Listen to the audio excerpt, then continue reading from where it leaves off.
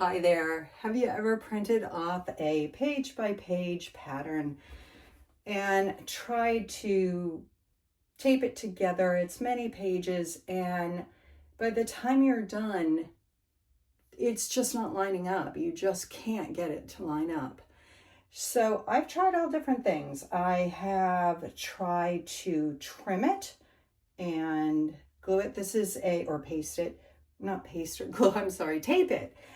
This is a mood pattern. I do use mood patterns fairly frequently. They're pretty good patterns for the most part. And I've made some lovely things with them. But printing off the patterns on regular printer paper and then taping them together is so difficult. Mood has two different ways to do it, and I'll just tell you what they say. First of all, you do need to make sure that you print the first page in this little box, and this is on all patterns, not just mood patterns, but any pattern you download is going to have a little box, and it will tell you what size that box will measure. This says print only this page first to check accuracy. The mood square to the left should measure 2 inches square.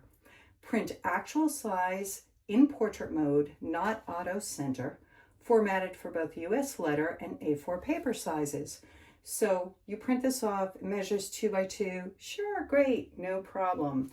Well, the problem is when you go to line it up, you can either do a trimless option, no trimming needed, which is what I have here.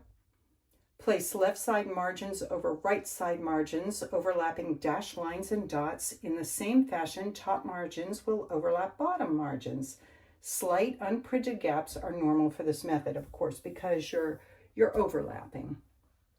The trimmed option, which I've also done, is removes any unprinted gaps, trim along the top and right margins at the dashed lines, overlap the trimmed margins to the untrimmed margins, matching dashed lines and dots. Tip, build rows first, then join the rows together as you go. Well, I've done it so many different ways, and I've gotten so frustrated because the bigger the pattern, the less it lines up. I have used my cutting mat to line everything up. I have then also used my metal ruler. I've got a nice big metal ruler, and it's got a little bit of a height to it, maybe 1/8 of an inch, and I've put the papers that I printed out up against that.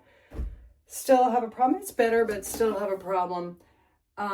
Well, I think I came upon the best solution. I just ordered these flathead thumbtacks. Let's see, they're thumbtacks with flat heads. And what I did was I pre-punched them. And then there's on these patterns, you can see there are registration marks in every corner. There's circles, there's X's through the circles and crosses through the circles. So it makes the center very, very easy to find. I've already done the F row and the G row. I did A through E doing the old method, and then I discovered this method. So I'm just going to push this up here.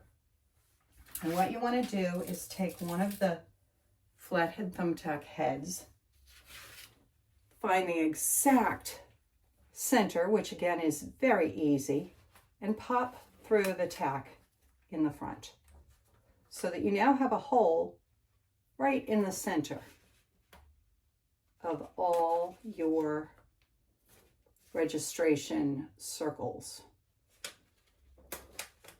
And you're just popping through the front. And then, as you can see, I've already popped through these holes and lined them up. And I'm going to just, they're lying, coming up from behind here. And then you Make sure it's right side up. And just, you have one chance to make sure you get it through the hole correctly. Do that. And then that. And they're as perfectly aligned as you can possibly get. I'm going to do, that was H1, I'm going to do H2. When you are done, then, and I've got all the thumbtacks in here. This one's a little more difficult. It's got a lot of writing over the registration mark. When you're done, it's pretty easy to just add the tape. So, okay, there we go. So you can see. So when you're done, and what I have always done is I tape a little bit above just to initially get it, like, not above, I should say to the left of it, where all these come together.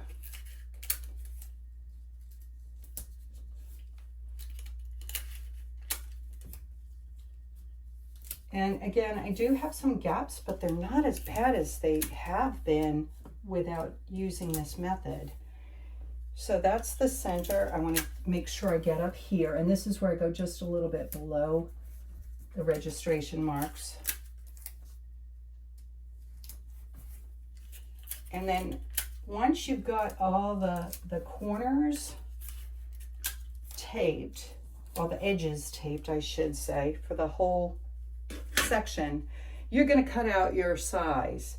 But before you do it, I like to take a highlighter and highlight where I'm going to cut. Now, this pattern, I'm going to scale it, slope it from one size to another. I'm slightly smaller at the top and slightly bigger at the hips.